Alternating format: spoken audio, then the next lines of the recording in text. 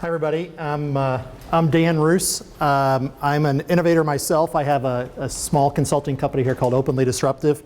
I help people practice disruptive innovation, and what you're going to hear some great thoughts on resources. What I do is I help people understand what do you do with all those resources and how do you make sense of that.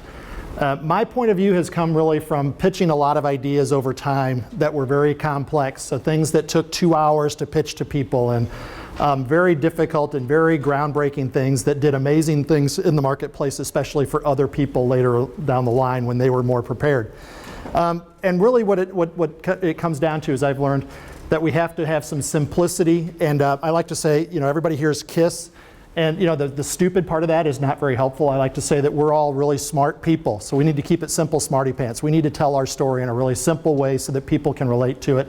And actually, it's not about the idea so much, it's about how we move through an ecosystem. So you're going to hear, this is from EQ magazine, this is a map, and there are several of these maps. There are all kinds of resources, and there are some great people here in town that can connect you with those. And they're about funding, and what do you need to do about IP, and how do you go to market, and how do you, all kinds of things that you need to do. But the reality is you have an idea that came from your unique point of view, and you need to move it through this ecosystem.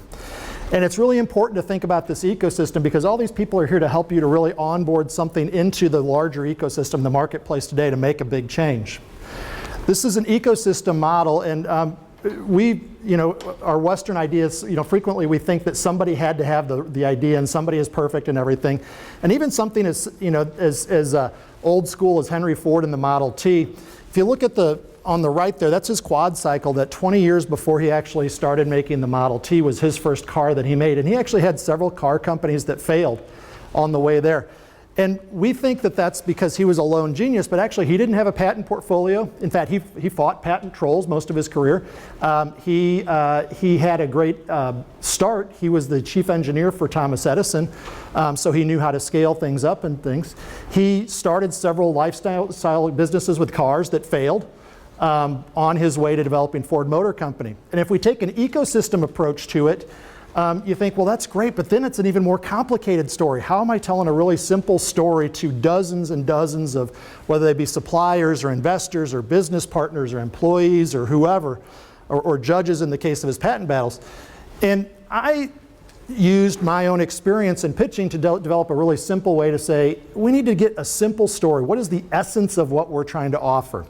And if we try to get to something that's the real essence of it, it needs to be less than an elevator pitch. Because if you got on the elevator with Bill Gates and said, I have this innovation, I have this great idea, and you spent the entire elevator ride regurgitating your idea to him, and the doors opened and he walked away and said, well, good luck with that, Susie, you would have lost that opportunity. You actually need to reduce it to a very simple sentence that you can then engage him in, because actually to be innovators, to really do something, we're actually engaging a series of people over and over and over again in conversations. And we want to believe that we're right because we're really smart and it's been a lot of blood, sweat, and tears to get here, but our rightness doesn't matter until we engage other people and convert them. So if you look at it, I just developed this very simple mind map to say at the top, let's think about it as a story. So who are the characters or who are the stakeholders in the story? Well, Henry Ford really got the working class. So the car was, the car had been around for a long time, and all kinds of rich people had these cars. And they used them on weekends, but during the week to get to work, they of course had the stable boys and they had the horse and buggy and everything, because oh no, those cars weren't reliable. But he saw that there was actually an opportunity for cars for everybody, for the farmer, for the blue collar worker. He, because of his business dealings, and because, think about him as like being Elon Musk's chief engineer. So he knew a lot of people and knew how something could be scaled up and really be transformative, because he was helping electrify cities before he built the car. But he was doing it as an employee of Thomas Edison. So he had a dealer network of people that he knew from selling these cars to wealthy people and in other cities, and also had investors that wanted to see him succeed, but he didn't have a product yet. What he brought was standardization. Standardization had been around since the Civil War, when it solved a problem with how do you, for guns, if every gun was made by a blacksmith by themselves, then when a gun broke, that blacksmith had to fix it. There were no spare parts. So standardization had been around for a long time, and he understood from his work from Thomas Edison, this is scale, how to scale things up. And this was the industrial age where you got a chance to really do that. And then the last thing is what he realized was the benefit was, his story was, it's a car for everyone. It's not just a car for the wealthy people. I want to change the world. And it came at a time when cities were, like there were problems with cities and horse manure and things like that, that people were realizing that the urbanization wasn't working with horses. So we can then turn that into a very simple story. And this is what I do with people, is I say, that's a story that for the working class and Ford's dealers and investors, Henry Ford used standardization and scale to create a car for everyone. So we get to a really simple story of it, and then when I work with people, we then start working on, is that actually a marketplace, the top? Do those people, are you really bringing people together that haven't been together before? Can you legitimately bring standardization and scale? So the reason I passed out those forms, and hopefully everybody has them, is that's a worksheet, and probably everybody in this room has an idea. And what you can do is you can actually turn that into something that you can get some feedback right away from today or wherever on how to move that forward, or whenever, on how to move that forward. So what I do is we're going to take and we're going to fill it out. So in the top bubbles, and I'm going to walk you through an example first of somebody else. It's a hypothetical company to give you a sense of how to do it. And then you'll have a chance to do it because you've probably been sitting here for a long time and everything and you want something to do. So imagine, if you will, you're in a lab and you realize that you do some polymer research and you've been hearing about 3D printing, and you come up with an idea and you realize that you can turn this polymer blend that you've been working on into something for 3D printing. Holy cow, 3D printing is huge. We're going to change the world.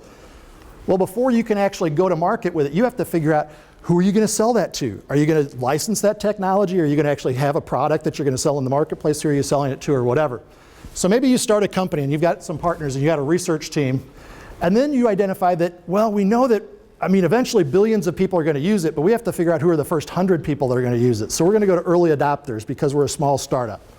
And that's your marketplace. So we're bringing together the researchers that hold the IP and this early adopter marketplace. And we've got a polymer that's, and I just hypothetically made this up, that it's a blend of polymer 400 and polymer 46, and we call it polymer 446, and it's perfect for 3D printing because you've done that in your lab and you've done the research, and wow, this is great. It's got workability and hardness and surface qualities and all kinds of wonderful things for it, and it can be extruded by the typical 3D printer. But you talk to people and you find out that this company might talk to people and find out that, yeah, but there's already all of that stuff out there. So what makes this different? Oh, well, I'll make it so that you can actually print from an app. So it's actually about a workflow, and we'll actually figure out a workflow.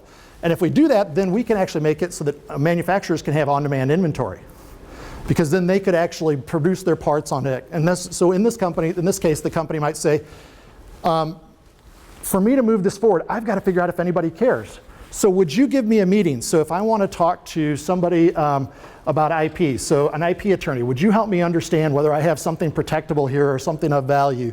Would you give me a meeting, or would you give me a meeting to talk about funding if I've got a research team with this IP and I can connect to early 3D printing adopters with polymer 446 and this new workflow that we figured out so that we can create on-demand manufacturing? Well, then that attorney or that funder is like, oh, that's really interesting. That's actually our sweet spot. That's not our sweet spot. And you're actually having conversations. And the reality is, when we innovate, we're actually having a series of conversations like that over and over and over and over again.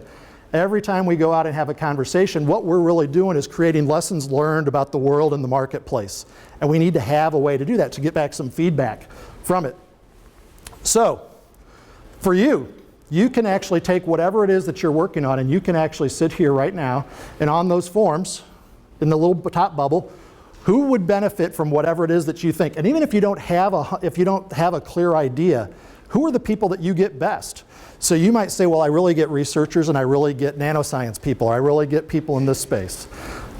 So you put those people in there, in those top bubbles, and you notice they're small. I mean, you can't write on these up here because it's a screen and they would get mad at us. But if you put it on that form, it also makes you keep it simple, because we have to have a simple story, because the whole point is to actually have a conversation of give and take, because until the other person has given you time and energy and attention, you've got nothing. So you put those two people in the top, and in the bottom, you put what are the unique things that you're going to bring. If you were going to do a coffee shop and you say, well, we're going to have coffee and we're going to have cups. It's not terribly unique. It's not a scalable business model. It's wonderful. It's table stakes. It's a lifestyle business. Please don't mortgage your house for it. But if you want to say, in the nano world, you might say, hey, we've got this particular insight and we've got a process, or we've got a business model, or whatever it is that you've got. So put those in there. And in the middle, you just put what what's the big win for everybody? So you can say, what brings peace to the Middle East, helps end this problem, helps onboard more people into the economy. Some big problem that lots of people can relate to, because if you're not solving a big problem, you don't really have something to move it forward, because you need, over time, for people to care.